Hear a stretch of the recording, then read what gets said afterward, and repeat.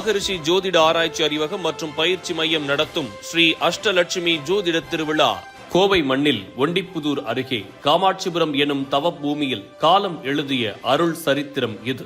1970 ஆண்டு கந்தசாமி தேவர் குணதி தம்பதியருக்கு 5வது மகனாய் பிறந்த சிவலிங்கேஸ்வரர் சிவமும் சக்தியும் ஒரே உயிராய் கலந்த வடிவம். பள்ளி படிப்பு வரை கல்வி, ஆனால் ஆன்மீகத்தில் முடிவில்லா ஈர்ப்பு.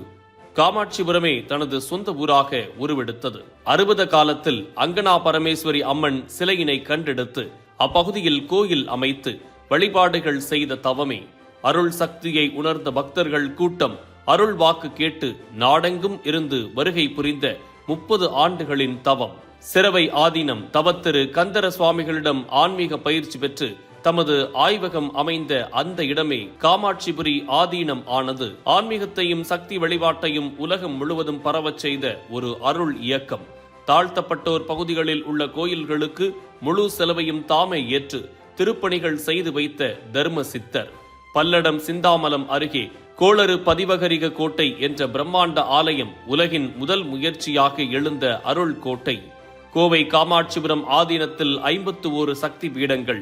அருளாட்சி செய்த அருள் அரசன் அவர். பல வெளிநாடுகளுக்கு ஆன்மீக கற்றல் பயணம். தமிழ் ஆன்மீகத்தின் ஒளியை உலகம் அறிந்தது. திருவாசகம் தந்த மணிவாசகர் பெருமானுக்கு திருவாதவூரில் திருக்கோவில் அமைத்து திருவிழாக்களை நடத்தினார். தேசியமும் தெய்வீகமும் ஒரே உயிராய் வாழ்ந்த பசும்பொன் முத்துராமலிங்க தேவர் குரு பூஜையை உலகம் அறியச் செய்தவர்.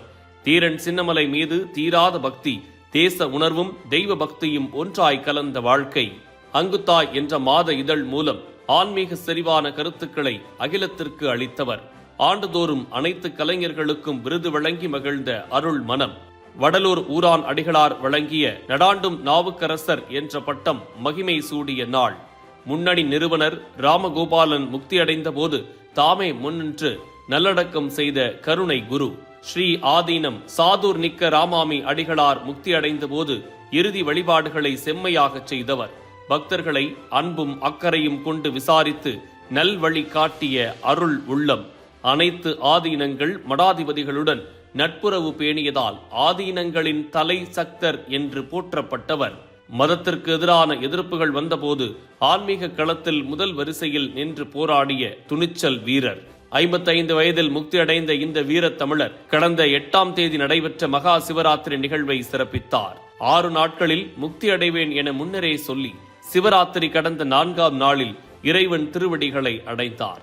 இறைவன் மனித வடிவில் மகான்களாய் வந்து பக்தர்களை வழிநடத்துவான் என்பதற்கான நிதர்சனம் அவர். அந்த அருள் தொடர்ச்சியில் கோவை காமாட்சிபுரி ஆதீனத்தின் 2ஆம் பீடாதிபதியாக பதவியேற்றவர் சாக்த ஸ்ரீ பஞ்சலிங்கேஸ்வர சுவாமிகள்.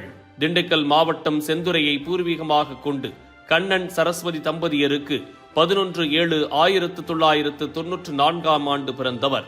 12 வயதிலேயே காமாட்சிபுரி ஆதீனத்தில் பயின்றவர். பாரதியார் பல்கலைக்கழகத்தில் பட்டம் பெற்றவர். ஆதீனத்திலேயே தங்கி சிவலிங்கேஸ்வரர் சுவாமிகளின் வழிகாட்டுதலின்படி சமய பயிற்சி, வழிபாட்டு முறைகள், பக்தி வாத்தியங்கள், சித்த மருத்துவம் எல்லாம் கற்றுத் தேர்ந்தவர்.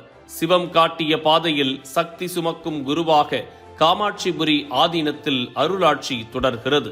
காமாட்சி அருள் நிலைக்கட்டும், காமாட்சிபுரி புகழ் பெருகட்டும், ஆதீனம் என்றும் உலகை வழிநடத்தட்டும்.